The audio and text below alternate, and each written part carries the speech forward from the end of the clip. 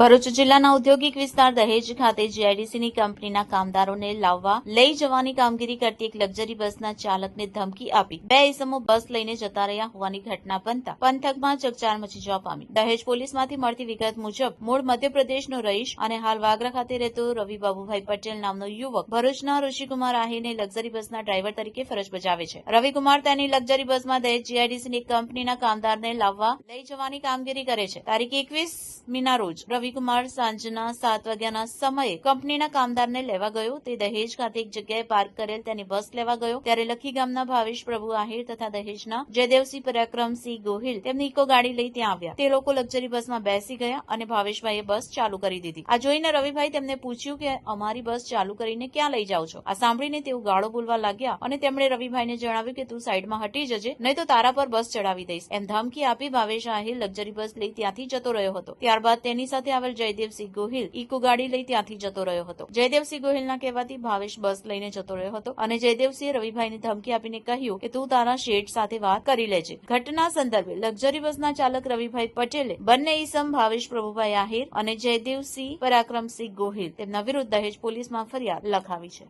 મારું નામ Rishikumar Dhiraj Ahir, proprietor of the રોડગેજ tours and travel, GJ16 AW5116 નંબરની બસ જ્યારે વિધાન કોમ્પ્લેક્સની બહાર પાર્ક કરેલી હતી ત્યારે મારો ડ્રાઈવર રવિકુમાર બાબુભાઈ પટેલ જ્યારે ત્યાં સીપ મારવા ગયેલ તે ટાઈમ ભાવેશભાઈ પ્રભુભાઈ આહિર તથા જયદેવસિંહ પરાક્રમસિંહ ગોહિલ આ બે વ્યક્તિ મારી બસમાં ચઢેલ। ત્યારે મારા ડ્રાઈવરે સવાલ પૂછતા કે આ બસ ક્યાં લઈ જાવ છો? તો જયદેવસિંહ પરાક્રમસિંહ ગોહિલે જવાબ આપ્યો કે તારા શેઠ સાથે વાત કરી લેજે અને ડ્રાઈવરને એમ ધમકી આપી કે તું સાઈડમાં હટી જા, બાકી તારી પર બસ ચડાવી દઈ એમ ધમકી આપી રવિભાઈની સામે આ બસ લૂંટ કરી ગયા છે। તો મારે દહેજ પોલીસ સ્ટેશનમાં જણાવવાનું કે આ વસ્તુને મને ન્યાય મળવી જોઈએ। ના, આજ સુધી આજે લગભગ 3 દિવસ થઈ ગયા છે, 3 દિવસમાં હજુ કોઈ આરોપીને ધરપકડ થઈ નથી। હું એ જ માંગણી કરું છું, આરોપી ફરે છે તો પણ એમની ધરપકડ કેમ નથી થતી?